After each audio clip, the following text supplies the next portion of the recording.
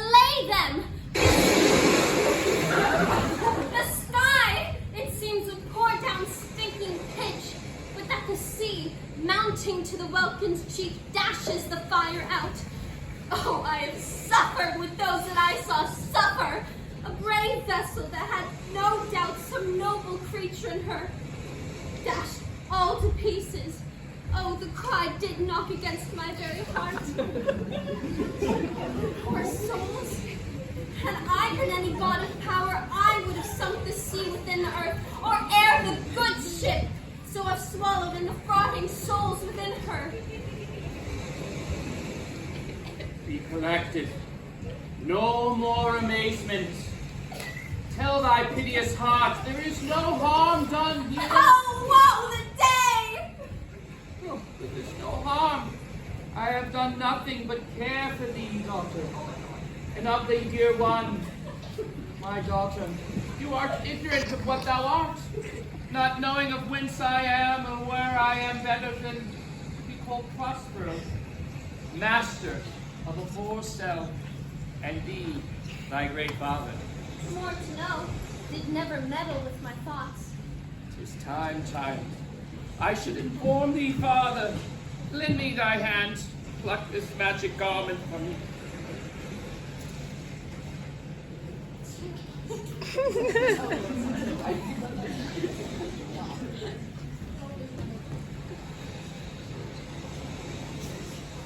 So lie there, thy art, and wipe from thee thine eyes, and take comfort. This direful wreck, this touched the very compassions of thee, and I have provision in mine art, so safely ordered that there is no soul, no such perdition as a hair to hide any creature of this vessel, which thou heardest cry, which thou sawest sink. Sit down, for thou shalt know us further.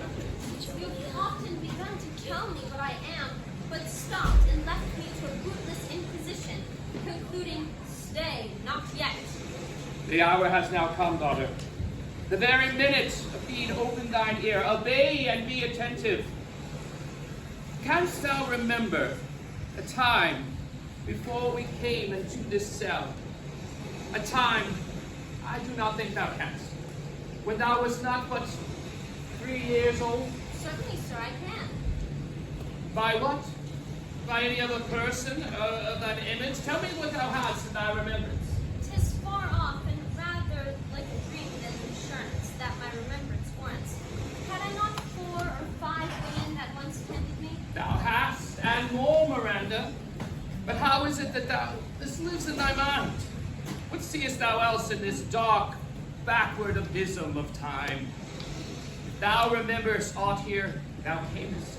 How thou camest here, thou mayst. But that I do not. 12 years, Miranda. 12 years since thy father was once the Duke of Milan and a prince of power. Sir, are not you my father? Thy mother was a piece of virtue, and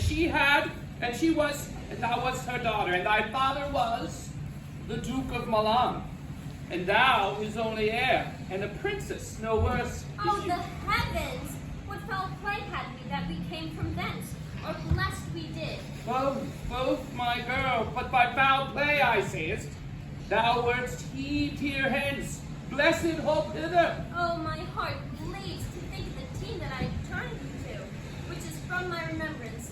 Please you farther. My brother, thy uncle, Antonio, I pray thee mark me, that a brother should be so perfidious, if he whom thou next thyself of all the world I loved, and I put this strange in manage of his state. The government I did cast upon my brother, and to his state grew stranger, being transported and wrapped in my secret studies. Thy false uncle, dost thou attend me? Sir, most heedfully. Thou false uncle, an officer of the office, set the hearts of thy state, and to what tune pleased his ear. And now he has the very ivy that is hid my princely trunk, and sucked my virtue out of it. Thou attendest not. Oh, good sir, I do. pray thee, this false brother, awaked in evil nature, and my trust, like a good parent, did beget of him a falsehood in this contrary, as great as the trust was. And being thus lorded, not only with my review yielded, but with his power might else extract, made such a sinner of my memory, to credit his own lie. He did believe he was indeed the Duke of Milan, hence his ambitious growing. Dost thou hear? Your tale, sir, would cure deafness. Have no screen, but between his part he played. And him he played for it. Me, poor man, in my library. My dukedom was enough of temporal royalties, and he thinks now me incapable. The Duke, and then the King of Naples. He gives him, my brother, annual tribute, does him homage, subject his coronet to his crown, and bid this dukedom, to his unbounded Milan. Oh, heavens. Providence divine. Mark this condition in this event, and tell me if this might be a brother. I should sin to think but nobly of my grandmother. Good wombs have borne bad sons. This condition, now this King of Naples, being an enemy to my invertebrate, hearkens my brother's suit, which was, and he was presently extirpate me in mine out of this dukedom, and confer Milan for all the honors on my brother, whereon this treacherous army levied, one midnight, fields from the gates, Antonio did open Milan, and I, in the dead of darkness, the ministers for thy purpose, hurried us out, me and myself with you. Alack for pity, I'm not remembering how I cried out then, will cry it over again. It is a hint that brings mine eyes to it. Here, just a little further, and then I'll bring thee to this present business which is now upon us, which is the story which is most impertinent. Wherefore did they not that hour destroy us? It is well demanded, daughter. My tale provokes that question.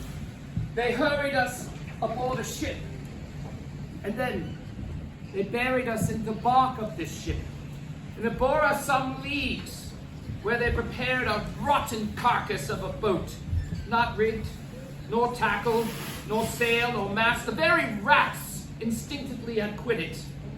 And there they hoist us to cry the sea that roared upon us.